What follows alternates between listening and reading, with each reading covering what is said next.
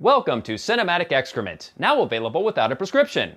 Last time we looked at a rather lame sci-fi movie. Today we shall do the same, but we should have so much more fun this time around. Today's subject is a big-budget movie from the minds of Andy and Lana Wachowski. Ladies and gentlemen, Jupiter Ascending. From the same people who brought you the amazing sci-fi film The Matrix, and its considerably less amazing sequels, 2015's Jupiter Ascending stars Mila Kunis and Channing Tatum in an epic adventure through space. And boy is it silly. I mean really, really silly. This is essentially a B-movie screenplay with an A-movie budget. A B-plus movie, if you will. It was originally planned to be a summer blockbuster in 2014, but a month before the scheduled release, Warner Brothers suddenly pushed it back to February of the following year. Many took this as a sign that the studio had lost faith in the movie, and if that was indeed the case, it appears their lack of faith was not unfounded. When the movie finally hit theaters, critics were not very kind to it, leading to a 25% score on Rotten Tomatoes. Audiences weren't exactly rushing out to see it either, as it made a paltry $47 million domestically. When factoring in the worldwide gross, it basically broke even with its production budget, but when you consider the estimated marketing budget of $100 million, it was still a huge flop. And that, my friends, is a damn shame, because this movie is amazing. Oh, don't get me wrong, it's stupid as hell, but it is just so enjoyably stupid. I have said before that every single person needs to see this movie, but if you are not yet convinced, if you still do not fully understand why it is vitally important for you to see this fucking movie, then allow me to take this time and explain to you just why this movie is awesome. And stupid. And stupidly awesome! Our main character is Jupiter Jones, played by Mila Kunis. And yes, her name really is Jupiter Jones. Apparently her father was really into astronomy. That is, until he was killed by some Russian gangsters because, reasons. After Daddy got whacked, the rest of the family went to America, where they currently eke out a living scrubbing toilets. Good to know the American dream is alive and well. America, fuck yeah! Jupiter has her heart set on buying a telescope, as she apparently inherited her father's interest in astronomy. Plus, when your name is fucking Jupiter, what else are you gonna do? But since shit scrubbing generally leads to shit pay, she can't afford it. Fortunately, her cousin Vladdy has come up with a brilliant idea. Donate her eggs to a fertility clinic for $15,000. Which sounds a little high to me, but I don't claim to be an expert on fertility clinics. Besides, the bigger issue is how they plan to divide the money. Jupiter gets $5,000, but the cousin, for some reason, gets $10,000, even though he's not actually, doing anything. That's capitalism, babe. Shit rolls downhill. Profits flow up. Yeah, but how the hell did you end up on top of the hill? Also, is your character supposed to be Australian? Because you're not suppressing your accent very well. Might. Anyway, Jupiter agrees to go through with her cousin's plan, because she's stupid, but everything goes horribly wrong. It turns out the doctors are in fact frickin' aliens who are trying to kill Jupiter on behalf of 3 frickin' alien bounty hunters who look like they just came out of an anime convention. I mean, look at these motherfuckers. The girl has huge blue hair and a hoverbike, the white guy has a big techno monocle over his left eye, the black guy apparently has some kind of cybernetic implants in his eye. Which makes me wonder why the white guy didn't just have the same thing done to his eye, since it's a lot more discreet than that monocle and doesn't require carrying a big-ass gadget on the side of your head. Maybe he was an early adopter and the other guy waited a few years and got the better model? I don't know. But just before the aliens can kill Jupiter, she is conveniently saved by a man with pointy ears and hover skates. That is an actual sentence that I just spoke. And this raises a very important question. How come we never saw hover skates in Back to the Future? They had hoverboards, sure, but no hover skates? Why would you have one without the other? That just seems weird. But I digress. The pointy-eared man is Kane Wise, played by Channing Tatum, a genetically engineered combination of man and wolf. Yes, he's part wolf, and his name is Kane. As in canine. Because fuck subtlety. He's an especially dangerous character because, as the movie explains later on, he's a wolf without a pack. That's right, our male protagonist is literally a lone wolf. But that's not all. He also used to have wings, but he did something bad and they were cut off. So he's a lone wolf and a fallen angel. He's like a genetically engineered hybrid of cliches. And Wolfie is not the only hybrid in the movie. There are many human-animal combinations that look far sillier. There's Owlman, Rat Boy, Goat Lady, Porcupine Face, some freaky winged lizard thing, Elephant Man, really, there's an actual Elephant Man. And I have no idea why any of these hybrids were created in the first place. The movie doesn't do a very good job of explaining this, but who cares? Elephant Man! Anyway, Wolfman Tatum takes a minute to explain to Miss Jones that Earth is not the only inhabited planet in the universe. It's not even the birthplace of mankind. And this is where things get a little complicated. You might want to take notes. Earth is one of many planets controlled by the Abrasax family, siblings Kalik, Titus, and Balaam, played respectively by Tuppence Middleton, Douglas Booth, and Eddie Redmayne. The latter is especially fun to watch. That man doesn't just chew the scenery, he devours it. Double our security deployment to destroy any ship that comes near the planet.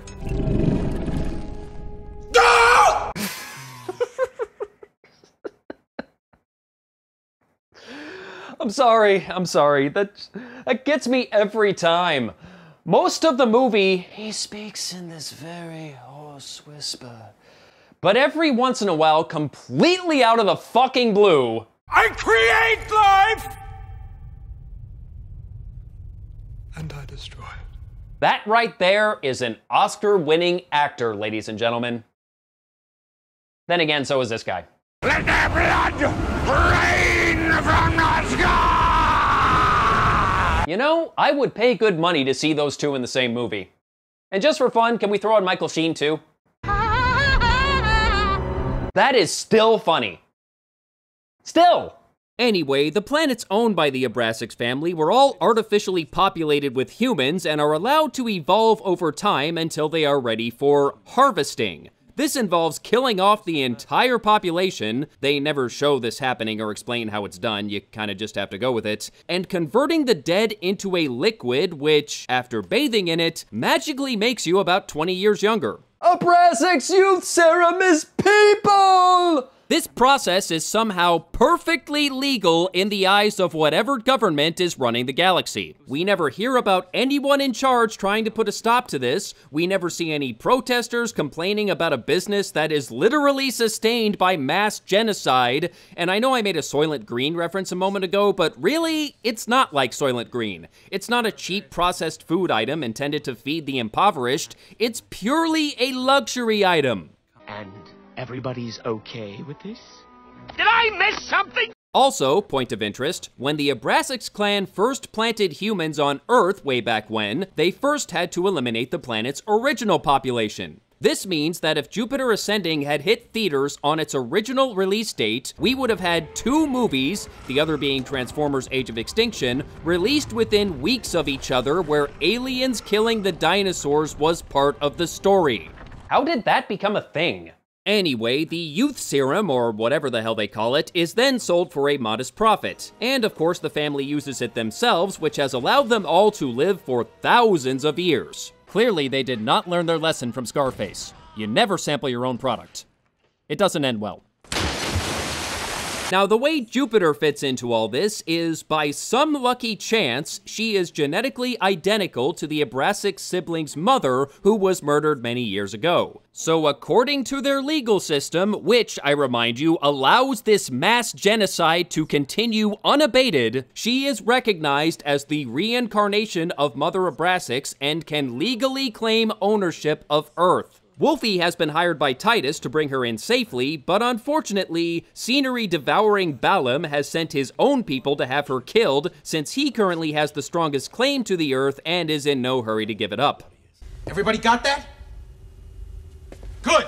So getting back to the story, Kane doesn't have any way to transport Jupiter off the planet since the aliens blew up his ship in what was admittedly a pretty cool action sequence, so he has to get help from an old friend. This is Stinger, played by Sean Bean, who is a member of an intergalactic police force. Space cops. Sure. How much you want to bet that very line was spoken by one of the producers? Stinger, like Kane, is a hybrid, and his human DNA has been spliced with bees. He's part bee, and his name is Stinger. Again, because fuck subtlety. He's also a beekeeper, because of course he is, and this proves to be rather convenient as the bees help convince him of the importance of young Miss Jones. For you see, you may want to sit down for this one, bees have been genetically engineered to recognize royalty.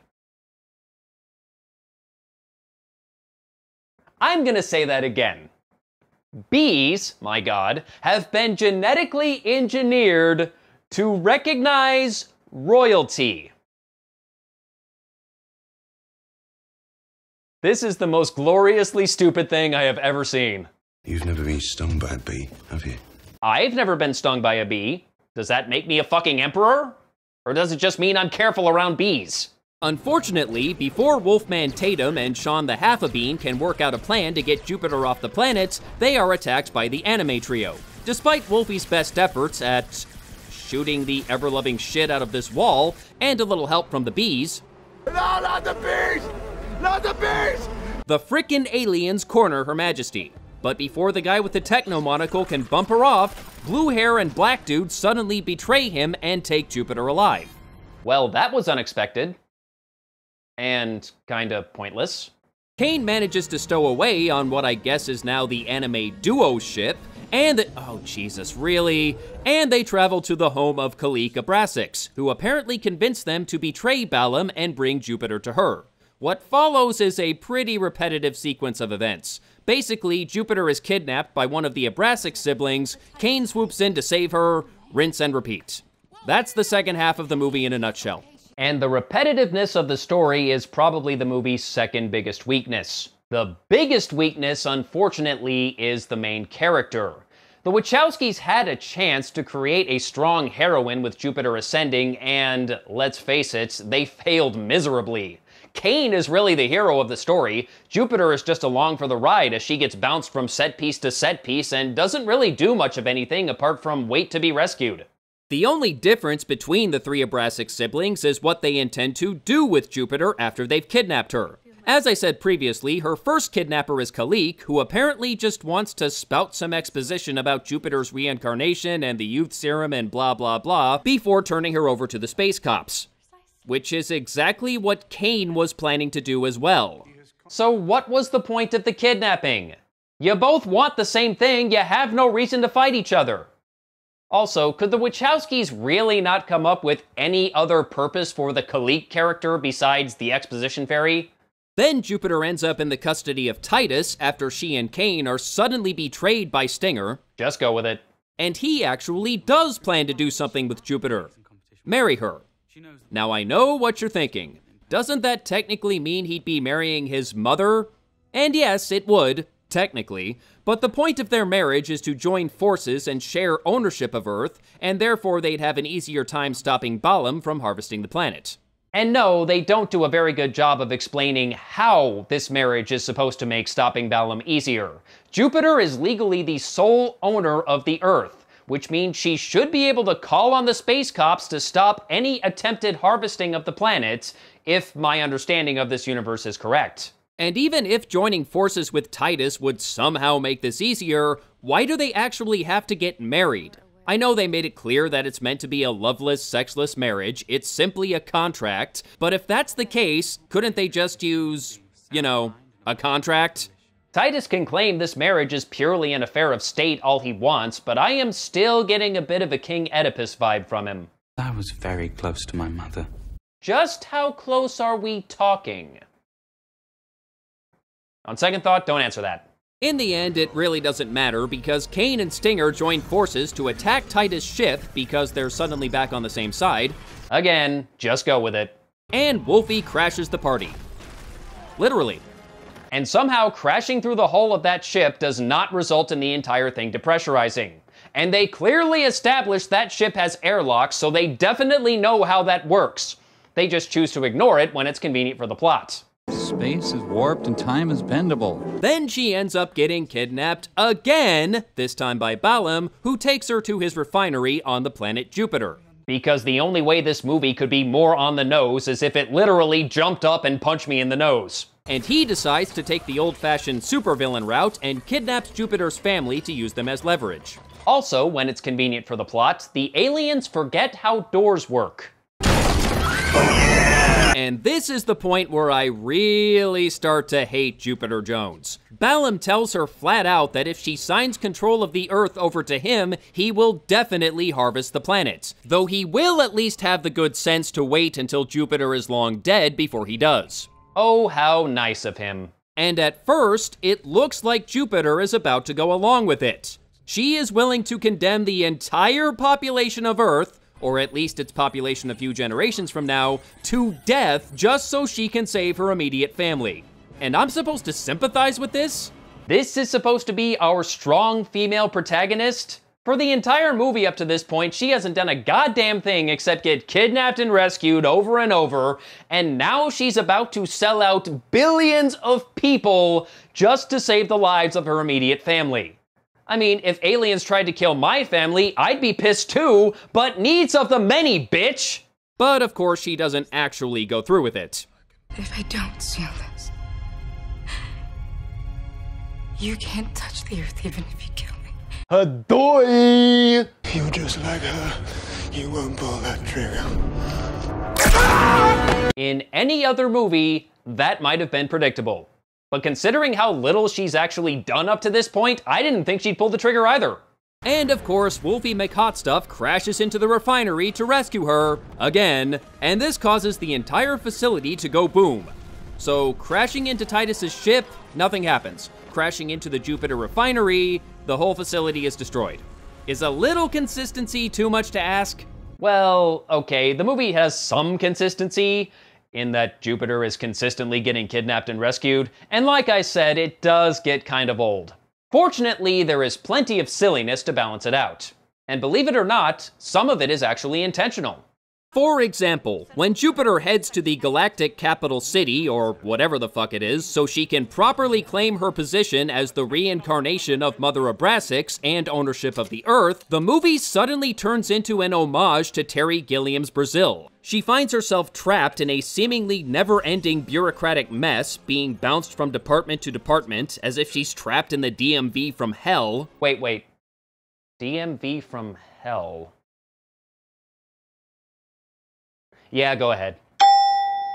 It even culminates in a cameo from Gilliam himself, just in case the joke was too subtle for you. This is probably the strangest part of the movie, and that is saying something. Several bits of Jupiter ascending are funny on accident, but this is one of those rare bits that's trying to be funny. And to be fair, it succeeds, but it does feel a bit out of place. Compared to everything we've seen up to this point, it feels like a scene out of a completely different movie. Mainly because it's from Brazil. Which is a very strange movie in its own right. And there's also the romance subplot. Because of course there's a romance subplot. About halfway through the film, Jupiter falls head over heels for Cain, which is a little weird considering he's not entirely human. A fact he even points out when she starts crushing on him. I have more in common with the dog than I have with you. I love dogs. I've always loved dogs. Oh my god, she's a furry! But of course they end up together at the end of the movie, regardless of their partial difference of species. And Wolfie even has his wings restored. Oh yeah. Soak it in, ladies.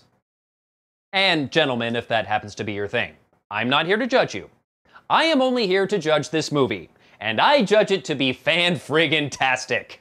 Make no mistake, this is not a good movie. The story is silly, repetitive, and makes very little sense. The character design is many levels of ridiculous. The main character is all but useless. And the acting, well, some of it's good, some of it, not so much. How dare you!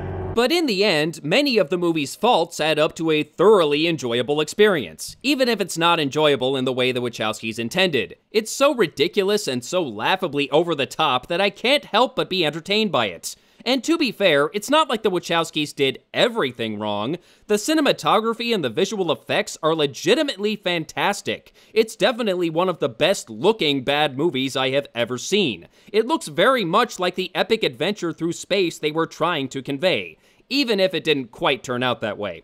In the end, they made an entertaining movie, and I really can't ask for more than that. If you haven't seen it, my God, what are you waiting for? Get thee to thy nearest box of red and witness the grand spectacle that is Jupiter ascending. Next time on Cinematic Excrement, we will continue our journey through space, though this journey will be considerably less exciting. Until then, I am the Smeghead, and Hollywood can suck it. Go!